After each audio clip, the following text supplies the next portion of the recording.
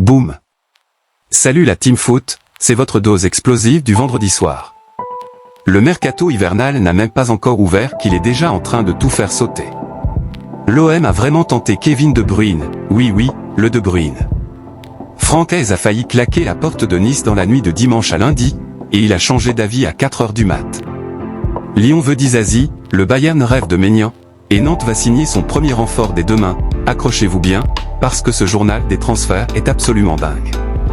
On va tout décortiquer, avec les sources, les coulisses, les déclarations brûlantes, et à la fin je vous donne mon top 5 perso des dossiers les plus chauds de la semaine. Likez direct si vous êtes chaud, abonnez-vous avec la cloche, et c'est parti pour 15 minutes de feu pur.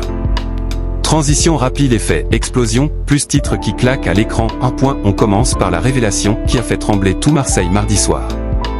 Mehdi Benassia était invité chez Rotten sans flamme sur RMC, et le directeur du football de l'OM a lâché 2 énormes scoops. Écoutez bien ça, verbatim, qui j'ai tenté et je n'ai pas réussi. De Bruyne. J'ai parlé, j'ai essayé, mais il était déjà bien avancé avec Naples.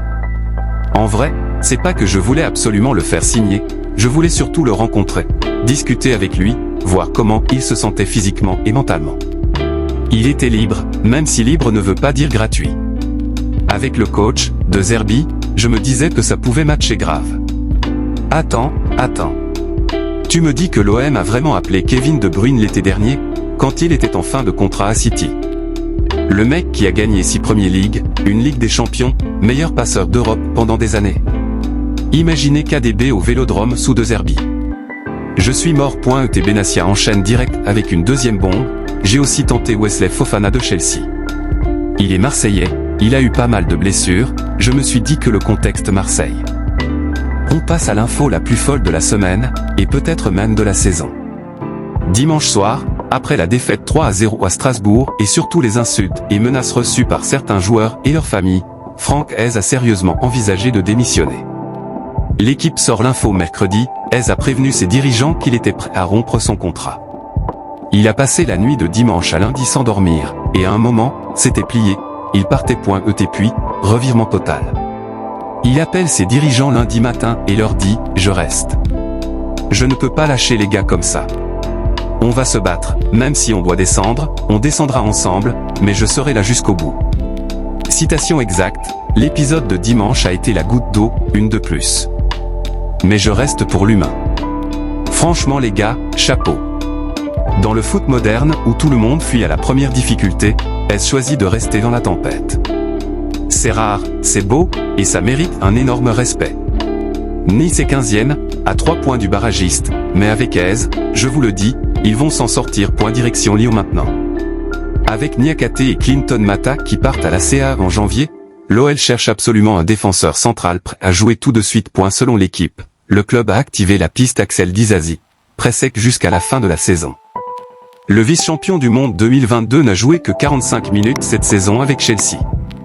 Il est complètement écarté par Maresca. Le joueur veut absolument du temps de jeu pour viser l'Euro 2024 avec les Bleus, Chelsea est OK pour le prêt, et Disasi voit Lyon d'un très bon œil. Solik, il n'a presque pas joué, donc est-ce qu'il est prêt physiquement? L'OL hésite encore, mais les discussions sont très avancées. Ça peut se faire dans les tout premiers jours du mercato. Imaginez Disasi aux côtés de Kaltakar ou Mika Marmouche. Ça serait une charnière 100% internationale. Gros coup possible pour John Textor. On file en Allemagne. Manuel Neuer arrive. Et on termine le top 5 avec une info officielle avant même l'ouverture du mercato, DV Machado va signer à Nantes. Accord total entre le FC Nantes et Lens pour le latéral gauche colombien. Contrat de 2 ans et demi, indemnité de 500 000 € pour Lens, alors qu'il était en fin de contrat en juin. Machado arrive dès demain pour passer la visite médicale. Avec les blessures et la méforme de certains, Nantes voulait absolument un renfort immédiat. C'est chose faite.